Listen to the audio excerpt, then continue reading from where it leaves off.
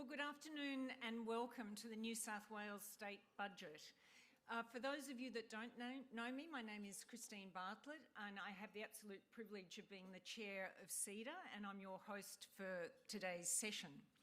I'd like to acknowledge the traditional owners of the lands on which we're meeting today, the Gadigal people of the Eora Nation, and pay my respects to elders both past, present and emerging. I'd like to particularly thank today's major sponsors, the Plenary Group, who have been a CEDA member since 2006 and have sponsored this event since 2019, and also to TCorp, who have been a CEDA member since 1990 and a sponsor of this event since 2018. We couldn't do these types of events without that support, so thank you to both of you. I'd like to welcome and acknowledge the members of the New South Wales Government that are here today, and just calling out Courtney Housas, who's the Minister for Finance, Domestic Manufacturing, Government Procurement and Natural Resources. Welcome. I'd also like to acknowledge the members of the CEDA New South Wales State Advisory Council that are with us today. At CEDA, we've invested heavily in our Progress 2050 vision. Progress 2050 is CEDA's pathway to prosperity, a long-term agenda that sets out how Australia can realise its economic and social potential in a way that reflects our unique, innovative and resourceful character as a nation. It provides a structured platform for engagement on the issues that matter most to Australia's future, creating space for rigorous conversation, the exchange of new ideas and greater ambition and action across business, government and the community. Today's event aligns with goal number 1, productivity, investment and innovation. Lifting productivity, deepening investment, accelerating innovation. Goal 1 poses a simple but ambitious question. What if Australia's businesses led the world? I know as a middle power we do punch above our weight, but I think that's a really challenging question for all of us. The Progress 2050 goals are intentionally bold, designed to provoke debate, stretch ambition and catalyse practical action. The Treasurer's address goes to the heart of this agenda, with productivity, investment and innovation critical to driving sustainable economic growth and improved living standards for the people of New South Wales. I'd also like to extend a welcome to the members of the media that are in attendance today and thank them for their engagement. I'd like to invite all of you to participate in the conversation, either through social media, and we are using Pigeonhole to ask questions. On your table, you should find a card that has the QR code on it for Pigeonhole. And as you would expect, the password for it is NSW budget, all one word. So I'd like to also invite you to connect with those that are in the room. Again, on your table, there is a QR code that will give you a list of everybody that is attending today's luncheon. Please, please, please, can I ask you to turn off your mobile phones? Today's agenda is we're going to have opening comments from Rob Kenner, who's the Chief Executive of TCorp, who will introduce the Honourable Daniel Mookhey. And following the Treasurer's address, lunch will be served, and following lunch, we'll return with audience questions with the Treasurer, and that will be facilitated by Plenary Group's Patrick Lauren. So with that, I would like to invite Rob Kenner to the stage. Thank you.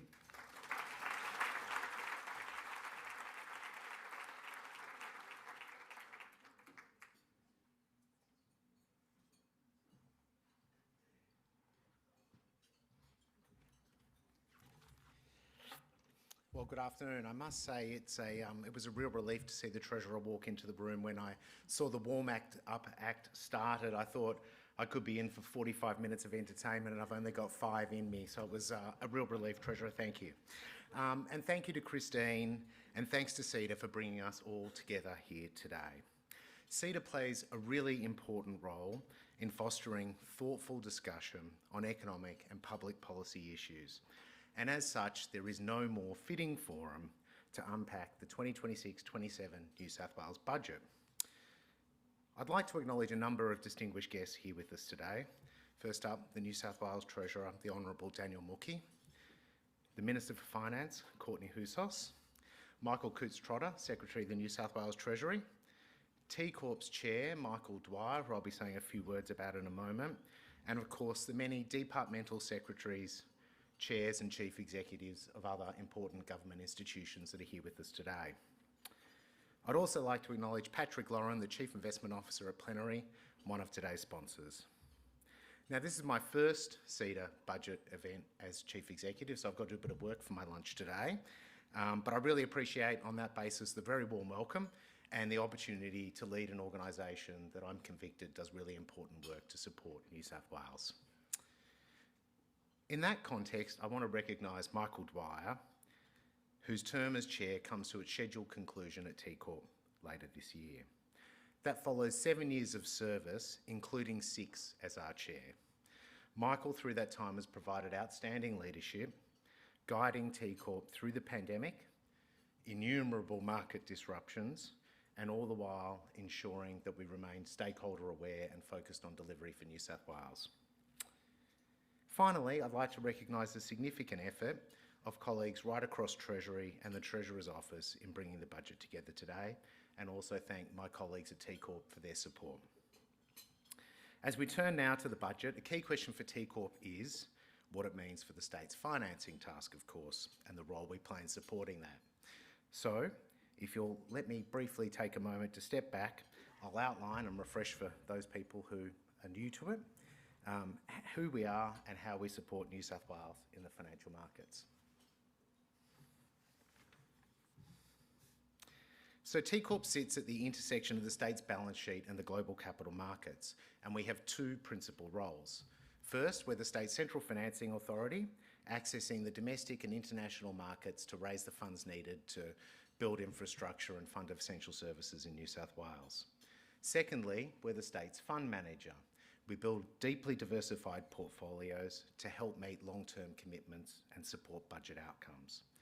Across both, the focus remains the same: disciplined execution, strong risk management, and assuring the state is well positioned for different market conditions that will present through time.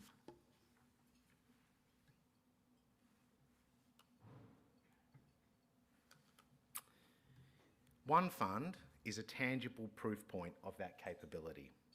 The One Fund, announced by the Treasurer in the 24-25 budget, initially brought together a number of funds with a combined value of $47 billion under a common investment strategy.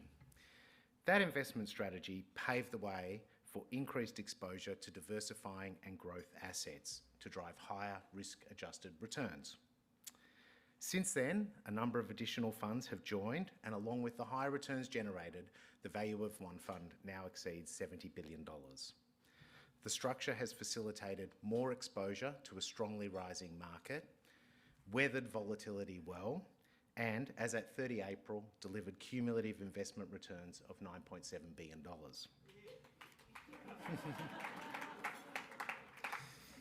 No doubt it's a strong result, and it's a really good example of what can be achieved when the policy, planning, advice and implementation of arms of government work closely together. Of course, the most immediate implication of the budget is on the fundraising side of our operation, as the budget ultimately translates into a funding task. That task, shown here, will see TCorp set to raise $23.1 billion to meet our FY27 financing needs. TCorp's term maturities, in simple language, existing debt that is now going to need to be refinanced, are set to double from $9.8 billion to $19.4 billion over the next 4 years. That existing debt coming due is going to see our annual financing need escalate to just over $28 billion for each of the following 3 years. Of course, we operate in uncertain markets and at times volatile markets, very unpredictable. And the management of the funding task with that increase in refinancing activity is becoming much more complex. As you can see here, we're also in a much higher interest rates environment than we have been. Why is that important? Well, significant volumes of legacy debt, much of it raised at pandemic record low rates, must now be reborrowed at the higher prevailing rates today. So from a TCorp perspective, our role is to execute that task, and we do so with consistency and discipline, with an eye to managing cost and risk and ensuring New South Wales continues to have efficient access to capital. How are we going to be doing that? Well, we'll be working to expand the investor base, and as highlighted in the lead up to the budget, we'll be looking to foreign currency markets to accelerate the growth of our investor base, increasing competition amongst investors to reduce costs and build resilience. Second, we'll be accessing funding through the cycles, remaining active in different market conditions while selecting different tenors and instruments to help manage the state's costs. Finally, we'll be taking a proactive approach to managing that refinancing risk we've been talking about today. We'll be looking to secure refinance needs well in advance of maturities to alleviate pressure from funding in difficult market conditions.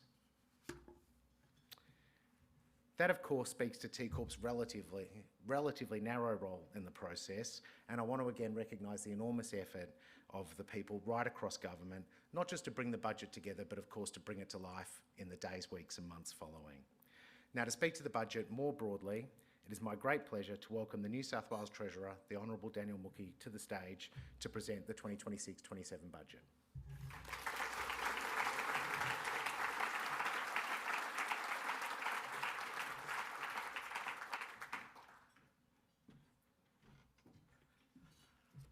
Good afternoon, and thank you, Rob, for the kind introduction, for helping pay for lunch, and for the $9.7 billion of cumulative returns that you have generated and your organisation has generated. But really, what have you done for me lately? I begin by acknowledging that we are in the land of the Gadigal, and I pay my respects to elders past, present and emerging. I thank CEDA for putting on this lunch. It's always a highlight and always one of the biggest post-budget lunches I address. And it also has the benefit of liberating myself and my partner in fiscal responsibility, the Honourable Courtney Houssos, from the New South Wales Upper House.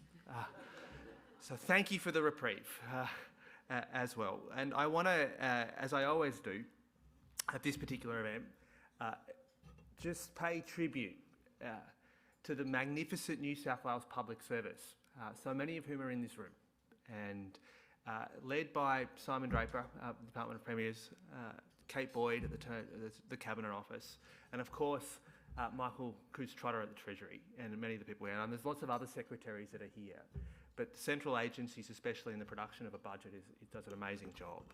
And with some indulgence and no disrespect to all the other public servants from all the other departments and agencies in the room, just a sincere and heartfelt thank to the entire New South Wales Treasury and TCorp's team, the Deputy Secretary, particularly Liz Livingston, and her amazing effort. This is an amazing national asset we have, an independent, impartial, and dare I say, quite frustrating public service at times. But as much as I tear your hair out and you tear mine, we are so much better and so much stronger that our institutions here do such a good job for the people of Australia and the people of New South Wales. And at a time where lots of people are always wanting to criticise our public servants, it is important for us to recognise that we could not govern the state without you. And so thank you very much for all your work in the production of this, the Minns Labor government's fourth budget. Let me tell you about it. Oh, that works. That's good. I want to start by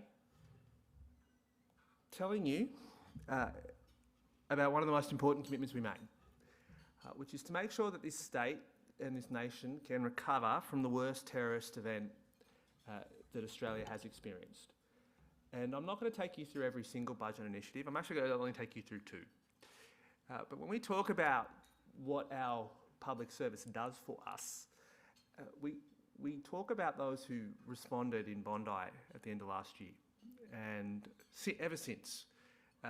And how grateful we are, but how magnificent they were. And how important is it that we make sure that this state recovers, that we care for those who lost their lives, and we care for those who responded. And we make sure that we do provide support for those people, particularly in our justice system and in our police force, and we equip them with what they need to make sure that everybody in this state, whether you are Jewish, whether you are Islamic, whether you are Hindu like me, whether you are of no faith whatsoever, that everybody is able to exercise their rights as a citizen free from any violence as well. And we're really pleased that we have made a few humble additional investments in this particular budget, but it was one of the most important decisions we could have made. The second one, the only other one I'm going to mention specifically to you, is the landmark 50% increase for frontline domestic family and violence services, something that victim survivors and their advocates have been arguing for many years. And we are really pleased that this year we've been able to deliver the biggest funding increase in a long, long time. And again, thank you to the people at the Department of Justice who helped us put this package together. Thank you to Domestic Violence New South Wales, and thank you to the victim survivors who have kept this on the agenda and held us to account. We are also in this budget providing a record level of additional funding for our health system. And our Secretary of Health and her magnificent team is here. And rest assured, they'll be back next year for more. And equally, our education department, if health is there to catch us when we fall, education is to power our rights. And we're pleased that we're putting $9.2 billion on the capital side of the budget to build 260 new and upgraded schools. We are also pleased that we are funding a energy saving technology program for households. And I'm not going through the full cost of living relief measures that we announced in yesterday's budget, but rest assured, I can tell you about them in my sleep if I had to. What I do want to talk you through is the stuff that I know you might be more interested in at this particular forum, which is the budget result and the fiscal indicators. It's no secret to you all that we are, as a state, dealing with some economic headwinds that are of gale force. A big shock in the global oil price, which has pushed up the price of petrol, but pushed up the price of everything else. Equally, we are dealing with a pretty fundamental change in the interest rate outlook since our half-year review. But despite those headwinds, which did lead to some significant write-downs in our revenue base, we are keeping New South Wales on a path back to surplus. And we are pleased that we've been able to do so while providing additional relief for households during a pretty epic cost of living crisis. I can also report that in 6 days' time, the budget deficit will not be $3.4 billion that we forecast at this lunch last year. We will be $400 million lower than that.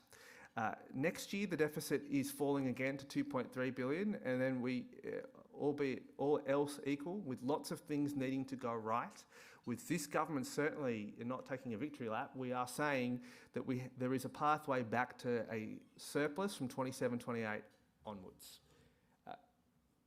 In large part, it is because we have been very, very, what I describe, quite disciplined. What you describe is quite cheap when it comes to our expense growth as well. And I'm going to tell you about this a few times as well, but we have kept our general expense growth down and I want to show you this particularly. This is the expense growth of every Australian government, Labor or Liberal, since 2023. And that's New South Wales, that is the rest of the country. And that is a marked difference. Had we spent at the same rate of every other government in the country since that period of time, I'm reliably told that our expenditure would be $27 billion higher. And we would be reporting a result that would see the state in deep structural deficit. We are not reporting that. And nor are we reporting $188.2 billion of debt in 6 years' time, as our predecessors intended according to their last pre-election budget outlook. We are reporting a debt that is $9.7 billion lower than that, at $178.5 billion. And that's despite all the shocks that we've experienced since 2023, including the Commonwealth Grants Commission's terrible decision to rob New South Wales of $12.6 billion of GST 2 years ago. This is me making the same point, saying that is saving us $400 million a year of interest payments that otherwise would be going to our bond investors, but is not, and is instead being used for our essential services. And I know that there are some people from the bond community who are here. Thank you for lending me your money. We are spending it well. I don't want to pay you much for it. I just want to also say that we are keeping our net debt under control, and this is our comparison of net debt between us and all the other states and territories as of June 2027. You will see we have not included Queensland in that chart because Queensland gave their budget yesterday. Rest assured, if we did, we'd look better. And WA doesn't count because they cheat.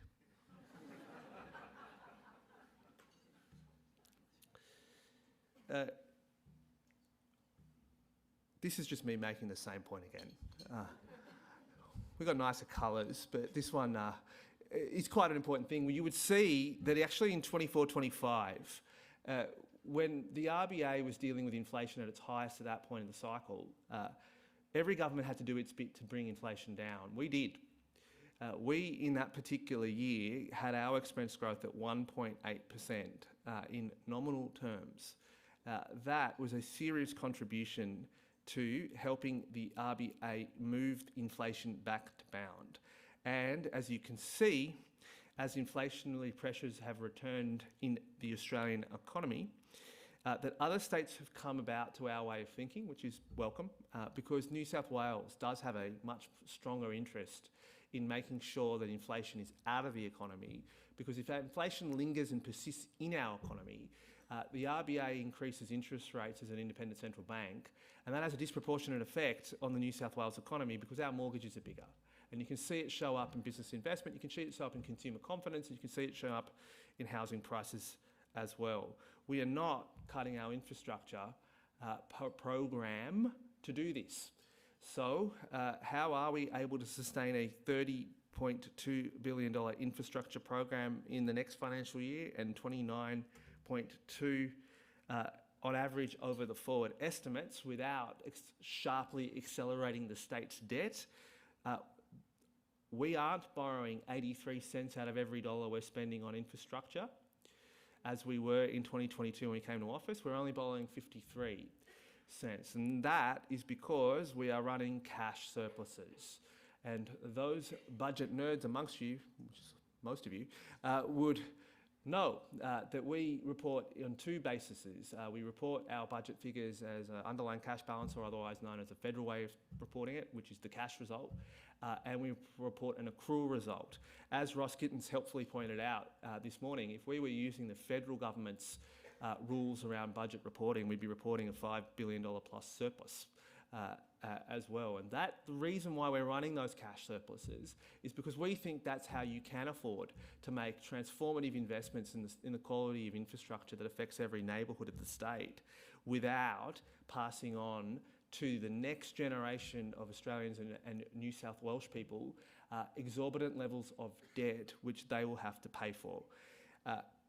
That's not to suggest that everything is going terrific. We have taken a $5.3 billion write-down in our transfer duty, $3.1 billion write-down in our land tax. That has been offset by a $5.3 billion upwards revision as a result of our dividends and distributions, which has been supported by our one fund strategy. So thank you, TCorp, for that. And we are seeing that more people in jobs being paid better than we previously thought is a reason why the payroll taxes and other taxes are up by about $1.3 billion. And the incredible hard work that the Health Minister, the Disability Minister, but the Health Department and the Disability Department and Treasury did negotiating an incredibly complex national health agreement with our Commonwealth colleagues, which resulted in us having to hold that negotiation over for an additional year, did yield the state of New South Wales an additional $4.7 billion in national agreements, with $4.1 of $8 billion of that coming from our health agreement as well. I certainly would like to see the Australian government contribute more, particularly because we have 1,300 people tonight sleeping in a New South Wales hospital bed that otherwise should be cared for by our aged care system or our NDIS. But nevertheless, we do want to see the Commonwealth's contributions to this go up. $5.6 billion of GST revenue. It's important that you all say this with me. Smaller share of a larger pie. It's not like this system has gotten any better for us. In fact, the one thing I can only tell you reliably in 26-27 is that New South Wales will get its lowest ever share of the GST in the 26 years since the GST has been collected.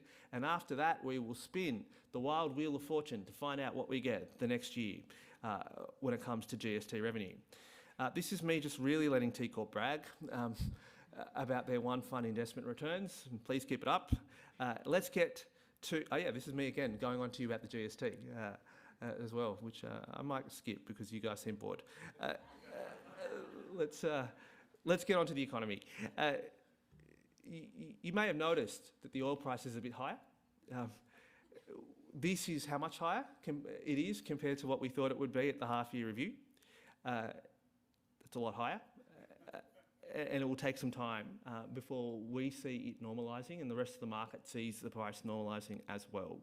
That obviously, combined with the additional interest rates increases since the half-year review, has changed our outlook for growth in the New South Wales economy. And what's interesting about that is that so much of the growth we are getting in New South Wales, and what makes us more exceptional to the other states, is that we're the only state that's reporting an expansion of its economy as a result of additional private investment.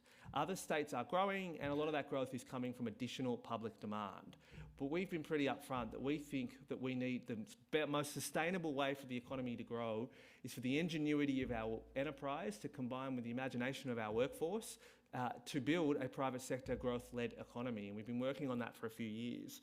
We are seeing a private investment, what I would loosely describe as a surge, as well in the next few years. That is coming from the renewable energy investments and the AI-related capex boom that's hitting the world that you are seeing with the construction of things like data centres and the like.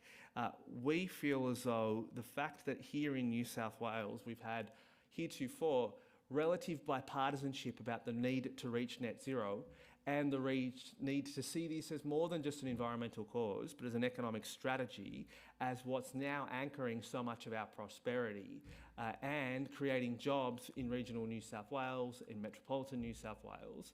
And we will continue to argue for that when we approach the polls in 9 months' time. The RBA has changed its interest rate outlook. You can see how we see it, and frankly how the market sees it, particularly in the out years, compared to what the forecast was in the half-year review. Another way of saying it is in the half-year review, we saw interest rates staying roughly where they were and then coming down gradually to what the economists describe as its neutral rate. You can see that that's not what's happened. The rate increase has gone up sharply. It's expected to be there for a while before it reduces to a level higher than we previously expected. That's not New South Wales Treasury alone. That's not New South Wales Treasury unique. That's also pretty consistent with the way the Commonwealth Treasury sees things. And of course, if you lead the RBA's statement on monetary policy, like I'm sure we all do, you will see that is pretty consistent with market expectations as well. We are more exposed to the interest rate cycle. I set a challenge for our press call yesterday for someone to publish the term daily hedonic dwelling price. I'm told reliably that the Daily Telegraph are going to give it a red hot go on Sunday, so tune in. But you will see we are tracking what's going on with property prices pretty closely. We are interested to see how property market transaction volumes and prices settle in the wake of 3 interest rate rises, as well as a Middle East oil shock.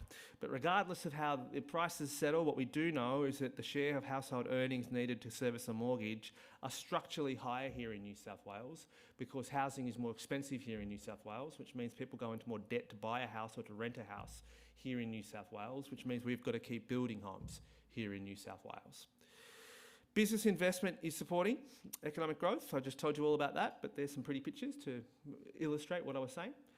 And you can see that electricity generation, transmission and pipelines is rising sharply as well. And we do, again, go back. A private sector-led growth model is ultimately a very sustainable one. Pleasingly, and again, tribute to all the people in the government and the public service and in the community who've been working on getting New South Wales building again when it comes to homes. And last year, we were reporting a pretty flatlining of housing completions and approvals. This year, you can really start to see the impact, a lot of what I would describe as the government's reforms and the market's response to getting homes underway and building and approved again here in New South Wales. What's really interesting is that that's happened, that sharp increase has happened despite, in the last 12 months, the headwinds we have seen. And that's important that we are getting more dwelling investment happening in New South Wales. We obviously do know that for the next 2 years especially, higher interest rates will affect whether or not we can keep that chart climbing as fast as it is. But from our perspective, when it comes to housing, if we change nothing, nothing will change. And you can see we've changed a lot here and we're starting to see the market respond. I'm glad you asked a few of these questions, which I'm sure you will ask. Employee expenses. We are often criticised for wanting to pay our essential workers more. And I can report that in yesterday's budget, we are reporting expenses, employee expenses of roughly 40% of our budget. In 2018, the New South Wales government reported roughly 40% of its employee expenses its budget going to employee expenses. That is covering more than just wages. We, and again, credit to the Treasury and credit to the health team, pulled off quite a remarkable change to the Northern Beaches Hospital. And brought the Northern Beaches Hospital back into the control of public health, where I argue it should have always have been. But one of the impacts of that is that we now have 1,800 new healthcare workers on our payroll. We've done the same at Parklea Prison in Junee, because we don't think that prisons should be run for profit here in New South Wales. And we are begun, and we've done a bit of insourcing of some cleaning contracts in the Hunter region as well. Thank you to all the members of the Senior Executive Service that are here. There are 15% less of you in general than there was in 2022, but I know that that has involved quite a bit of change in how the New South Wales Public Service operates. Please take some comfort in knowing that I also froze my pay in the fray of all my colleagues in Parliament, which made me very popular in the caucus. And we've also done really hard reforms in workers' compensation and really hard reforms when it comes to police insurance as well. Our employee expenses are growing at 3.9% per year. They were growing at 5.7% in 22-23. And you can see the difference we're making into actual starting year pay for those men and women who decide to begin their career in the public service or join the public service as well. A first-year nurse is now getting paid $14,000 more than they were just a few years ago. A teacher is now getting paid close to $17,000 more. A paramedic is getting paid more than $15,000 more. And a police officer is being paid roughly $13,000 more. And that's a big reason why we now have employed 987 additional paramedics, 6,300 plus new additional nurses. And we have record enrolments at the Goulburn Police Academy, which is so important, particularly given that we are closing a shortage of police officers in the state. As Rob told you, what is keeping me up at night more than anything else is how well he goes in making sure we refinance our debt. And this is a big structural cost pressure that Rob has spoken to you about. Credit here to the Finance Minister, who has been watching our expenses growth like a hawk. We have reported and are reporting on how we're going and keeping our targets that we took to the election, particularly when it comes to consultants and labour hire, as well as the executive numbers. We can report that we have reduced expenditure by more than $700 million on those categories of labour, that is labour hire firms, consulting contracts, and those like such arrangements. And I feel as though the public service is better as a result. We're unashamed about the fact that we want to rebuild some of this capacity inside the public service. And again, I know the Secretary of the Premier's Department is leading a lot of this work about ensuring that we insource so many of the core functions that our public service is there to provide. Let me close out with some key economic risks. Apart from the refinancing task, I really would like a more stable global economy. I'm sure you would too. And let's see whether or not we get one. We obviously would want the RBA to achieve its goal of reducing inflation to its band without creating mass unemployment here in New South Wales or in the nation. And so we're watching that like a hawk. We're also watching to see whether or not the interest rate path assumed in the forecasts may constrain dwelling prices and overall activity in our property sector more than expected. And we of course are watching the emerging trends on dwelling prices and clearance rates. Ultimately, having now given 4 budgets, I say it's an honour to give any budget, and it's a responsibility that I, the Finance Minister, the ERC, the Premier, we take very seriously as we are stewards of the public's money. Every dollar we allocate is the money someone else has earned. Whether it's a nurse, whether it's a hospital cleaner, whether it's a small business. So we're not cavalier about how we spend the people's money. Ultimately, it will be up to the people in 9 months' time to determine whether or not this government gets the opportunity to present a 5th budget and whether or not we get renewed for an additional 4 seasons. But if we do, I look forward to seeing you here next year at CEDA, assuming the Premier is also happy to keep me in this job. If not, it's been a great ride, and I look forward, and I'm really thrilled that we've been able to join you again for another CEDA budget address. Thank you.